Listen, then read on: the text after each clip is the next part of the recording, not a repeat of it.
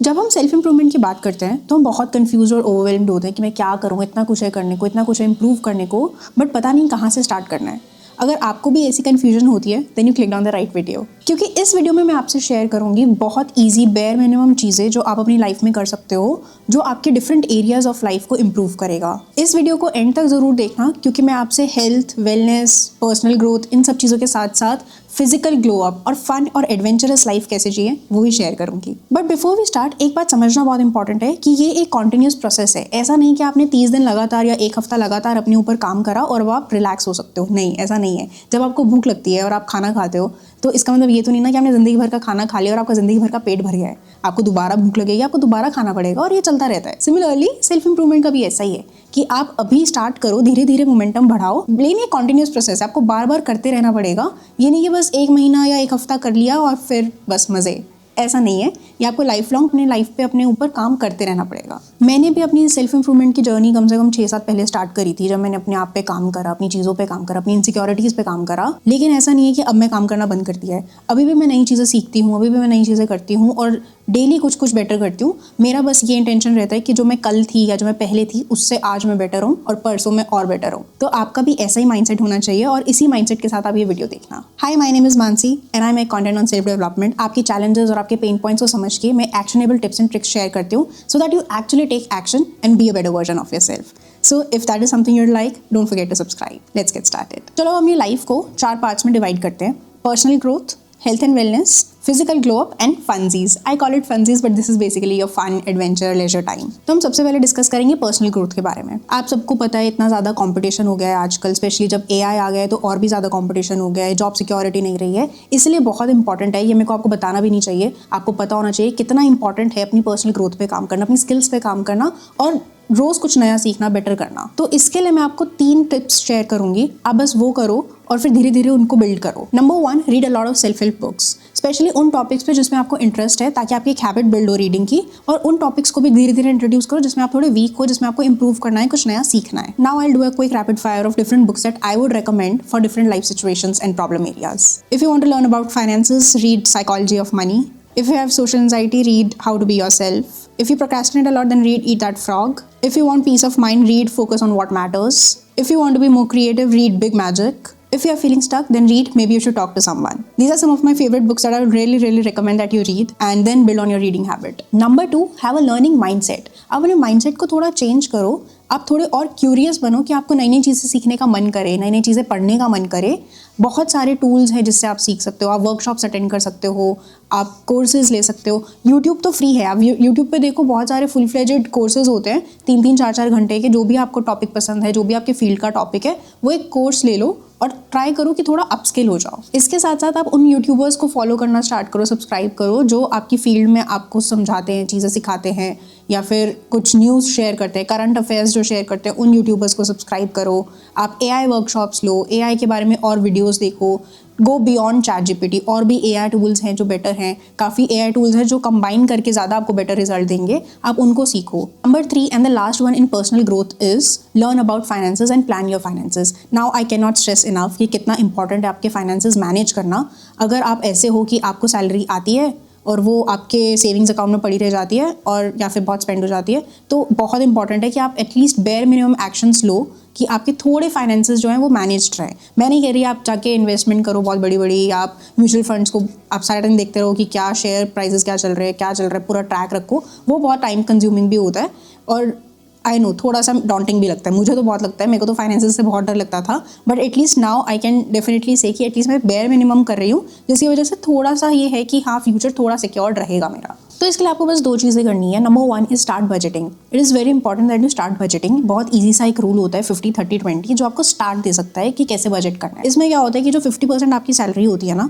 वो आपकी नीड्स के लिए होती है कि बिल्स पे करने हैं, रेंट पे करना है, जो भी अनअवॉइडेबल चीज़ें हैं आपकी। जो 30% है वो आपकी वांट्स के लिए। अब आप ऑब्वियसली इतना अर्न कर रहे हो, मेहनत कर रहे हो, तो आप खुद को थोड़ा तो पैम्पर करोगे। तो जो भी आपकी शॉपिंग करनी है या कुछ चीज़ें खरीदनी है जो आपको खुद के लिए खरीदनी है, वो आप 30% सैलरी से कर सकते हो। फिर बचा 20%, उसको आप सेविंग्स में डालोगे, बट सेविंग्स में सिर्फ बैंक में नहीं डालोगे। आप ट्राई करो, अगर आपका ऑलरेडी एक चंक है जो ऑलरेडी बैंक में पड़ा हुआ है उसका या तो FD करा लो, या फिर अगर आप पे चेक टू पे चेक रहते हो तो जो भी आपकी सैलरी आई और उसका 20% है उसको आप RD में डाल दो, या फिर कुछ तो करो, सिर्फ बैंक में मत रहने दो। अगर हो सकता है बहुत अच्छा हो जाएगा अगर आप SIP में डाल सकते हो तो। Number 2 is have a sinking fund. ऐसा फंड जो आपके पास रेडी टू यूज सेविंग्स में है, ऐसा नहीं कि आपको कहीं से निकालना पड़ेगा, FD तोड़ के निकालना पड़ेगा या SIP ब्रेक करनी पड़ेगी। एक इतना फंड आपके पास होना चाहिए रेडिली अवेलेबल, जो आपको कोई इमरजेंसी आ जाए तो आप यूज़ कर सको। जैसे फॉर एग्जांपल अभी मेरा लैपटॉप पे कॉफ़ी गिर गई और फिर मेरे को बहुत बड़ा खर्चा सामने नज़र आ गया कि भाई अब इस पर लगेगा, मैकबुक है मेरे पास तो और भी लगेगा। तो फिर क्या हुआ कि मेरे पास थैंकफुली सिंकिंग फंड्स थे जो मैंने यूज़ करे और उसको ठीक कराया। बट इनकेस अगर वैसा नहीं होता तो फिर क्या होता कि मेरे जो अभी सैलरी चल रही है उसमें से मेरे को निकालना पड़ता, वो खर्चे में डालना पड़ता, या फिर कुछ FD तोड़वानी पड़ती उसको रिपेयर कराने के लिए। तो इम्पॉर्टेंट है कि इमरजेंसीज के लिए ऐसा ना हो कि आपके पास जो आपकी सैलरी है उसमें से आपको देना पड़े और फिर आपको महीने डिफ़िकल्ट जाए कि अब मेरे को बहुत स्ट्रिक्टली अपने एक्सपेंसेस मैनेज करने पड़ेंगे या उधारी लेनी पड़ेगी ताकि महीना ख़त्म होने से पहले सैलरी ना ख़त्म हो जाए। तो उस टाइम पे ये सिंकिंग फंड्स बहुत काम आते हैं। अब आपकी इमरजेंसीज़ का मतलब ये नहीं कि आपका अचानक वेकेशन का प्लान बन गया और आपने उस सेविंग्स में से उठा के वेकेशन पे चले गए, ये इमरजेंसी नहीं है। Emergency could be a medical emergency, या फिर आपकी कार ख़राब हो गई, बैटरी चेंज कराना है, एक्चुअल इमरजेंसी। या फिर एक और चीज़ में ये काम आएगा, इनकेस आपकी अचानक जॉब चली जाए तो आपके पास एटलीस्ट इतना होना चाहिए फंड्स कि आप थोड़े टाइम मैनेज कर लो तब तक आपको नई जॉब ना मिल जाए। तो मेरा रिकमेंडेशन रहेगा कि जितनी आपको 1 महीने की सैलरी मिलती है उतना आप सेव करो 6 महीने की सैलरी जितना, कि आप अगर 6 महीने तक अनएम्प्लॉयड हो या कोई मोटी मेडिकल इमरजेंसी आ गई, एडमिट होना पड़ा, बहुत एक्सपेंसिव हो जाता है, तो आप अपने एक्सपेंसेस जो है मैनेज कर सको उस सिंकिंग फंड से। तो एटलीस्ट में 6 महीने की सैलरी जितना सिंकिंग फंड बना के रखो। अगर आप अपनी फाइनेंसेस को लेके ये 2 चीज़ें भी कर लोगे ना, बजटिंग और सिंकिंग फंड्स, आप काफ़ी सॉर्टेड हो। बस थोड़ा मैनेज कर लो, इतना केयरफ्री मत रहना अपने फाइनेंसेस को लेके। Now second life area is health and wellness. अब हमने ये तो बात कर लिया कि पर्सनल ग्रोथ के लिए क्या करना है, फाइनेंसेस के लिए क्या करना है, बट अगर आप में एनर्जी या स्टेमिना ही नहीं रहेगा तो आप करोगे कैसे? बहुत इंपॉर्टेंट है कि हम अपनी हेल्थ पे भी काम करें, because after all health is wealth. तो अब मैं आपसे 3 चीज़ें शेयर करूँगी जो अपनी हेल्थ एंड वेलनेस के लिए कर सकते हो। बहुत ज़्यादा कॉम्प्लिकेटेड नहीं है, सिंपल सी चीज़ें, ट्राई करो अपनी लाइफ में ये सब चीज़ें इंप्लीमेंट कर सको। So number 1 is introduce daily movement in your life. अब मैं आपसे ये नहीं कह रही कि आप 4 दिन लगातार 1-2 घंटे जिम जाओ, बहुत कॉम्प्लिकेटेड नहीं करना, स्पेशली अगर आप बिल्कुल भी एक्टिव नहीं हो तो धीरे धीरे इंट्रोड्यूस करना बहुत इंपॉर्टेंट है। तो आपका गोल होना चाहिए कि डेली मूवमेंट आप करो, चाहे वो 5 मिनट की वॉक हो, एक छोटा सा योगा सेशन हो गया, या फिर आपको जो पसंद है वो भी कर सकते हो जिससे आप एक्टिव रह सकते हो। आप बैडमिंटन खेल सकते हो, आप हुला हुपिंग कर सकते हो, आप साइकिलिंग कर सकते हो, आप स्किपिंग कर सकते हो, बहुत कुछ है करने को। ट्राई करो कि थोड़ा सा एक्टिव हो, जो आपका अभी चल रहा है उससे तो बेटर ही रहेगा। Number 2 is start brain dumping और जर्नलिंग। अब ये बहुत इंपॉर्टेंट है समझना कि हमारे दिमाग में बहुत चीज़ें चल रही होती है, बहुत ज़्यादा स्ट्रेस होता है, एंजाइटी होती है, 10 तरह के थॉट्स आते हैं, काफ़ी ओवर थिंकिंग भी हम करते ही हैं, सभी करते हैं। तो इंपॉर्टेंट है कि जो आपके दिमाग में चल रहा है ना उसको पेपर पे उतारो। या तो आप फ्री फ्लो राइटिंग कर सकते हो कि भाई जैसे मॉर्निंग पेजेस हो गए, स्ट्रीम ऑफ कॉन्शियसनेस हो गया, कि आपने बस सोचा नहीं, बस आप लिखते चले गए, जो दिमाग में आ रहा है वो लिख दिया। काफ़ी लोगों को ये डियर डायरी या ऐसी जर्नलिंग स्टाइल्स नहीं पसंद, मुझे भी नहीं पसंद ऑनेस्टली। तो मैं क्या करती हूँ, मैं ब्रेन डंप करती हूँ। तो एक जर्नल लिया, मैं लिस्ट बनाती हूँ जो चीज़ें मेरे दिमाग में है, वो टास्क हो सकते हैं, अलग अलग तरह की चीज़ें हो सकती हैं, मैं लिस्ट बनाती हूँ, कभी मैं माइंड मैप्स बनाती हूँ, कभी ड्राइंग्स बनाती हूँ। बट द एजेंडा इज़ जो आपके दिमाग में है ना उसको पेपर पे उतारो, क्योंकि कभी कभी क्या होता है ना, हम यूं ही चीज़ें सोचते हैं और बहुत ओवर थिंक करते हैं, बट एक बार वो पेपर पे आ जाता है ना तब हमें रियलाइज़ होता है कि इतनी बड़ी बात थी नहीं, इतना ज़्यादा सोचने की ज़रूरत नहीं थी। तो इंपॉर्टेंट है कि वो यहाँ से निकाल के कहीं बाहर चला जाए पेपर पे, ताकि आप यहाँ सोचना बंद कर दो और आपको फिर एक्चुअली रियलिटी समझ आए। इसलिए या तो जर्नलिंग करो आप, बहुत अच्छा होगा अगर आप कर सकते हो, नहीं तो ब्रेन डंपिंग तो ज़रूर करो कि बस एक निकाल दो, निकालना बहुत इंपॉर्टेंट है। नाउ थर्ड टिप इज़, बहुत अगर मैं लूजली बोलूँ तो eat healthy. But I know ये इतना आसान नहीं है कि हम एकदम से जंक छोड़ दें या हम बहुत बैलेंस डाइट खाने लग जाएं। इतना आसान होता तो सभी कर रहे होते। बट अगर आपको ये जर्नी स्टार्ट करनी है कि एक हेल्दी ईटिंग जर्नी स्टार्ट करनी है, तो आप इसको थोड़ा सा गेमिफाई कर दो, या फिर थोड़ा सा ट्राई करो कि छोटे छोटे स्टेप्स लो, कि ईजी बनाओ, फिर धीरे धीरे अपना बिल्ड करो उसको कि कैसे हम और ज़्यादा हेल्दी कर सकते हैं। जैसे फॉर एग्जांपल मैं क्या करती हूँ, मैं एक हफ्ते में अपने लिए गोल सेट करती हूँ कि भाई जंक फ्री डेज जाएंगे मेरे। जैसे फॉर एग्जांपल एक हफ्ते में मैं ट्रैक करती हूँ कि एटलीस्ट 4 डेज जंक फ्री होने चाहिए, या फिर एटलीस्ट 7 में से 5 दिन मैं शुगर नहीं लूँगी। तो ऐसे छोटी छोटी चीज़ें करो जिससे आप धीरे धीरे अपना मोमेंटम बिल्ड करो। आप हो सकता है तो आप चिप्स भी छोड़ दो कि मैं बस 1 महीना चिप्स नहीं खाऊंगा, या फिर मैं कोक नहीं पीऊँगा 1 महीना। तो ऐसे आप अपने आप को गोल्स धीरे धीरे करके मोमेंटम बढ़ा के आप एक्चुअली बैलेंस डाइट पे भी जाना, पूरा ही जंक छोड़ देना, पूरा ही शुगर छोड़ देना, इवेंचुअली आपको वही करना है, but take baby steps for now.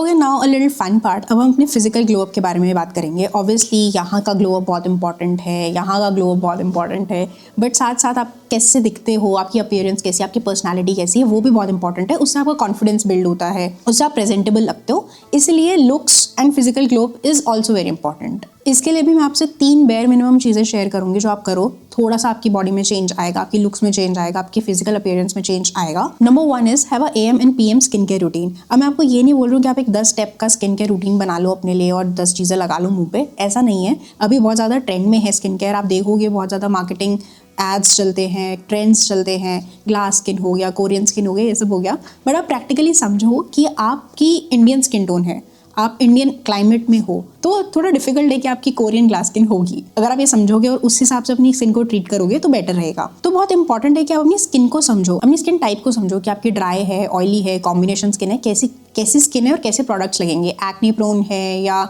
बहुत ज़्यादा फटी हुई स्किन है, तो उसको समझो।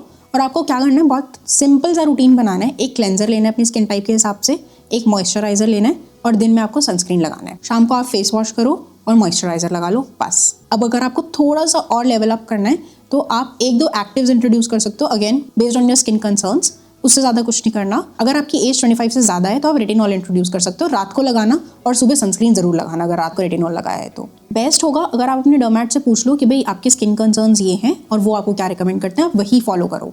और फेस के साथ साथ बॉडी केयर पे भी थोड़ा ध्यान दो कि जो आपके कंसर्न्स हैं उस हिसाब से आप अपना मॉइस्चराइजर तो एटलीस्ट लगाओ। Second point is stay well groomed. अब बहुत इंपॉर्टेंट है कि आप फ्रेश लगो, पॉलिश लगो, हाइजीनिक लगो। तो इसके लिए सपोज आपका हेयर कट ड्यू है, आप हेयर कट कराओ। You should always smell good, तो आपका एक सिग्नेचर फ्रेग्रेंस बना के रखो। अपनी ओरल हेल्थ पे ध्यान दो, आपकी ब्रेथ स्मेली नहीं होनी चाहिए। अगर आपके नेल्स कटे हुए नहीं है तो आप नेल्स काट के रखो, डर्टी नहीं होनी चाहिए। अगर आपको लंबे नेल्स पसंद तो नेल पेंट लगा के रखो, क्लीन रखो नेल्स। बेसिकली अपने आपको हाइजीनिक रखो, smell good and look polished. Now point number 3 is define your style. अब ये बहुत इंपॉर्टेंट है काफ़ी रीजंस की वजह से, कि आपको पता होना चाहिए कि आप पे क्या अच्छा लगता है, आपकी बॉडी टाइप को क्या सूट करता है, आप किस कलर्स में अच्छे लगते हो। तो वो सब चीज़ें आपको समझना ज़रूरी है। मैं कुछ रिसोर्सेज भी डाल दूंगी, आप बॉडी टाइप समझ सकते हो। एक की भी बॉडी टाइप होता है, आप उसको समझो।